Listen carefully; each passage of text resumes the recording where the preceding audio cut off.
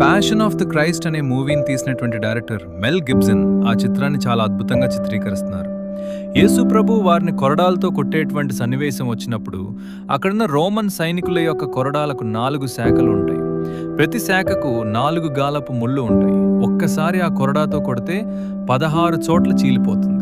ఆ సన్నివేశాన్ని వారు ఒరిజినల్గా తీయాలి అనే ఉద్దేశంతో యేసు ప్రభు వారి యొక్క పాత్ర పోషిస్తున్నటువంటి జిమ్ క్యావిజిల్ అనే వ్యక్తిని అప్పటికే అతని దేహమంతా ఒక కవచంతో నింపారు.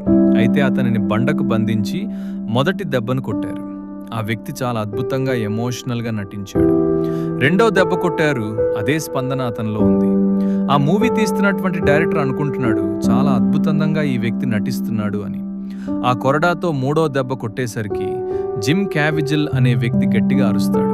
ఎందుకంటే అతని శరీరంపై అమర్చినటువంటి ఆర్టిఫిషియల్ స్కిన్ దాటి ఆ కొరడాకున్నటువంటి ముళ్ళు అతని శరీరాన్ని గుచ్చి చీల్చివేసింది. ఆ వ్యక్తి తట్టుకోలేకపోయాడు. రక్తము దారులుగా కారిపోతుంది. వెంటనే హాస్పిటల్కి ఆ వ్యక్తిని తీసుకొని వెళ్లారు. ఆ ఒక్క కొరడా దెబ్బకు ఆ వ్యక్తికి 16 కుట్లు వేశారు. అప్పుడు జిమ్ క్యావిజిల్ అడుగుతాడు మెల్ గిబ్సన్ని, యేసుప్రభు వారిని నిజంగా ఇంత భయంకరంగా కొట్టారా? ఒక్క దెబ్బ నేను తట్టుకోలేకపోయాను, 16 కుట్లు పడ్డాయి. యేసుప్రభు వారిని ఇంత భయంకరంగా హింసించారా అని అడుగుతాడు. అప్పుడు మెల్ గిబ్సన్ చెప్తాడు, మనము తీస్తున్నటువంటి ఈ చిత్రంలో యేసుక్రీస్తు ప్రభు యొక్క వేదనను ఆయన పొందాం. ఆయన పొందినటువంటి వేదన చాలా గొప్పది. దానిని భరించటం ఎవరి తరం కాదు అని కొన్ని విషయాలు యేసుక్రీస్తు ప్రభు వారి గురించి చెబుతున్నప్పుడు హాస్పిటల్లోనే బెడ్ మీద ఉన్నటువంటి జిమ్ క్యావిజిల్ అనే వ్యక్తి వెంటనే మోకాల మీద పడి ఆయనను సొంత రక్షకునిగా అంగీకరించి మారుమనసు పొందుతాడు. అప్పుడే ఆ వ్యక్తి ఒక తీర్మానం తీసుకుంటాడు. నా శరీరం బలహీనమైనప్పటికీ ఎలా అయినా ఈ చిత్రాన్ని పూర్తి చేయాలి.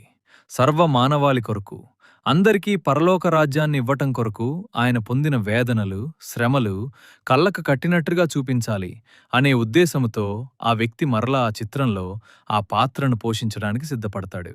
సిలువ మోస్తున్నప్పుడు అతని భుజము చెదిరినప్పటికీ, భయంకరమైనటువంటి జ్వరము ఉన్నప్పటికీ ఆ వ్యక్తి ఆ చిత్రాన్ని పూర్తి చేస్తాడు.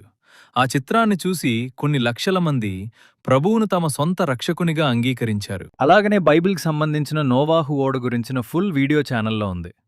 ఛానల్ నేమ్ కింద ఉన్న వీడియో ప్రెస్ చేసి చెక్అవుట్ చేయొచ్చు.